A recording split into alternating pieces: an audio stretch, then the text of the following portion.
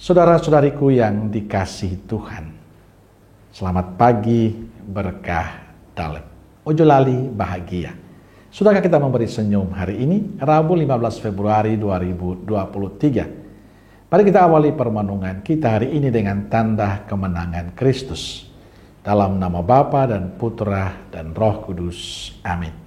Permenung kita diambil dari Injil Markus bab 8 ayat 22 sampai 26.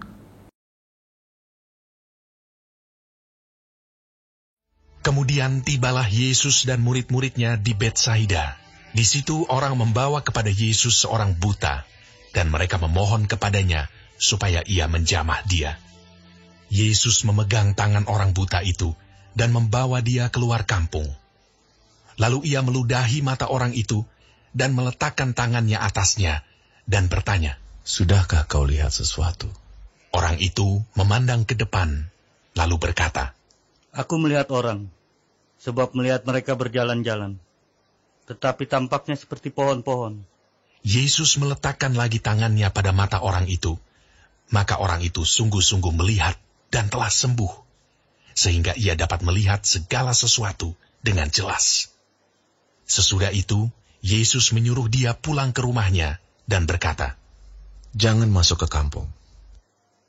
Saudaraku yang dikasihi Tuhan, bacaan Injil hari ini tentang Yesus menyembuhkan seorang buta di Betsaida.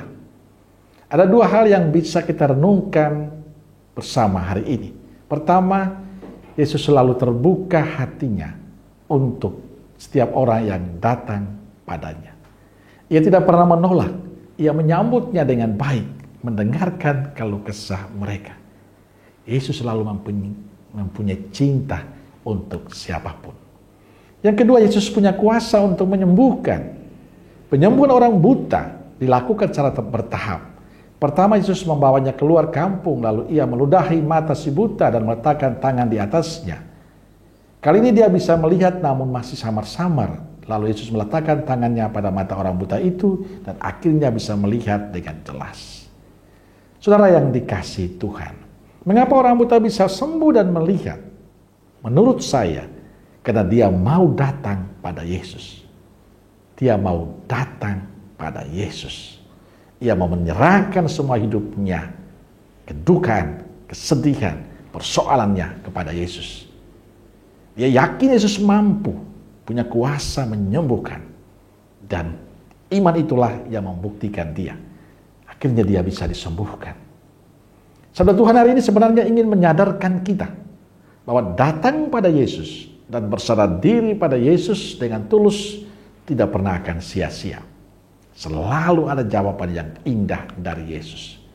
Cuma apakah dalam segala kesulitan hidup, dalam sakitnya kita, dalam susahnya kita mau datang pada Yesus ataukah tidak? Masih percaya pada Yesus ataukah tidak? Masih yakin bahwa Yesus bisa menyembuhkan atau tidak? Inilah menjadi tantangan beriman kita. Kita masih belum sampai pada titik seperti orang-orang yang mengantar si buta, yang datang dan percaya penuh pada kuasa Yesus yang menyembuhkan. Kita masih beriman dalam kata-kata, beriman dalam cerita, belum sungguh percaya. Kita masih belum sabar menunggu jawaban dan berkat dari Tuhan. Kita masih memaksa Tuhan untuk menjalani seperti yang diinginkan kita. Saudaraku yang dikasihi Tuhan, dalam kebutaannya si buta datang pada Yesus. Ia percaya pada Yesus. Dengan penuh kesabaran ia menyerah semuanya pada Yesus. Dan dia disembuhkan Yesus.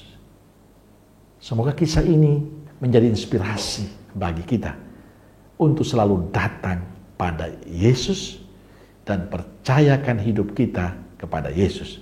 Sebab dia punya cara tersendiri untuk kehidupan kita. Amin. Semoga Allah yang Maha Kasih memberkati saudaraku sekalian, Bapa, Putra, dan Roh Kudus. Amin. Keluarga Kudus Nazaret, doakanlah kami. Amin. Berkah dalam.